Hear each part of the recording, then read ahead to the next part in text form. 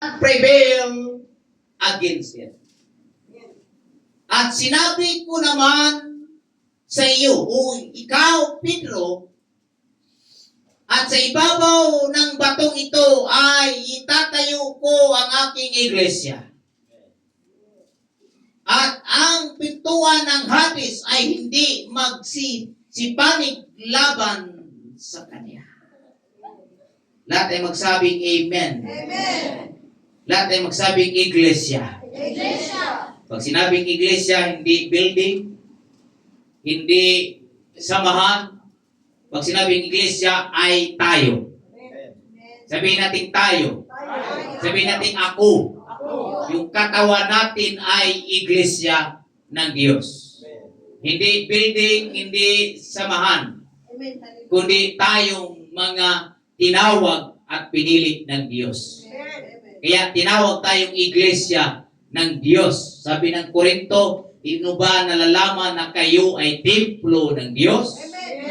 Amen. At ang Espiritu ng Diyos ay nananahan sa inyo.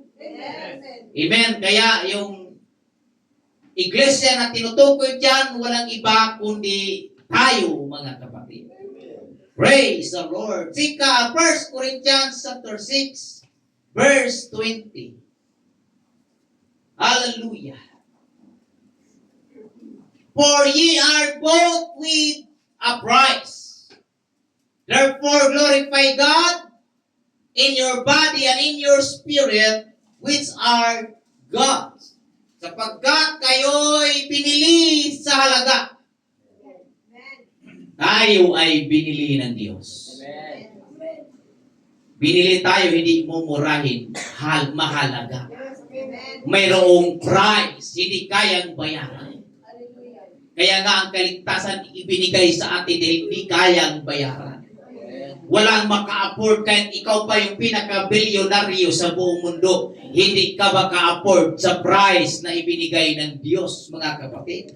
Kaya ibinigay sa atin, walang bayad, mga kapatid. Hallelujah! Praise the Lord! Para tayo'y magkaroon ng tinatawag na kaligtasan sa buhay po natin. Amen.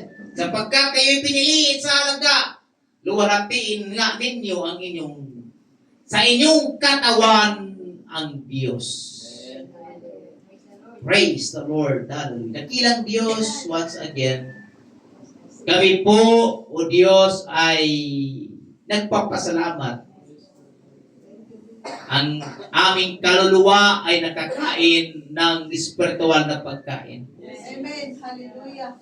Binanggit mo sa Matthew chapter 4 verse 4 na ang tao ay hindi mabubuhay sa tinapay lamang, kundi sa bawat salita na namumutawi sa bibig ng Diyos. Kaya nandito kami ngayong umaga, nakita mo ang kauhawan. Nakita mo, Diyos, ang kagutuman ng aming kaluluwa. Tatanggapin namin, kakainin namin, Lord, ang iyong salita, o Diyos, Panginoon, through listening, through pakikinig, Panginoon. Purihin ka, o Diyos. Lord, amang banal, ikaw ang Diyos, ang magbautismo ng Espiritu, o God. Ikaw ang Diyos ang magsiliw sa amin, Panginoon. Oh, glory, God. Hallelujah. We bless your name. Bless our hearts and our soul. In Jesus' name. Hallelujah. And everybody say, praise the Lord. Praise the Lord. Praise God. Palakpakan natin ang ating dakilang Panginoon. Hallelujah. Makakaupo na kayo, mga kapatid. Praise the Lord. Amen. I would like to preach this morning the power of the blood of Jesus Christ. Ang kapangyarihan, lahat ay magsabi, kapangyarihan sa dugo ni Hesus Kristo. Praise the Lord! Ang mundo nagsilibrar ng pagkabuhay ngayon. Amen. Yung iba ayaw maligo dahil namatay daw ang Diyos. Ayaw kumain ng karne. Hallelujah. Sana pamigay nilang sa atin.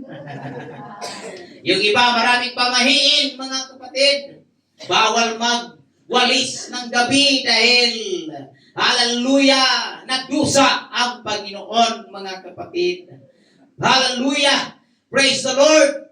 Amen! Ang Bible, mga kapatid, praise God! Hallelujah! Nagsabi sa atin na si Kristo ay namatay para sa atin, mga kapatid. Si Kristo ay inilibing para sa atin. At higit sa lahat, si Kristo ay nabuhay muli para sa atin, mga kapatid. Yan ang magandang balita. Hallelujah! Na si Kristo ay nabuhay muli. Ibig sabihin, binigyan ka ng pag-asa ng Panginoon. Binigyan ka ng katiyakan, Brother Wilson. Hallelujah! Ang ating, hallelujah! Praise God! Paglilingkod natin sa Panginoon. Na hindi tayo naglilingkod dito na parang wala lang at walang kapuluhan, mga kapatid. Sabi nga, pag hindi daw nabuhay, o hindi nabuhay si Kristo na ating pinaglilingkuran, sabi nga ni Pablo, walang kabuluhan yung ating pananampalataya. Pero salamat, I will tell you this morning, si Kristo nabuhay muli, mga kapatid.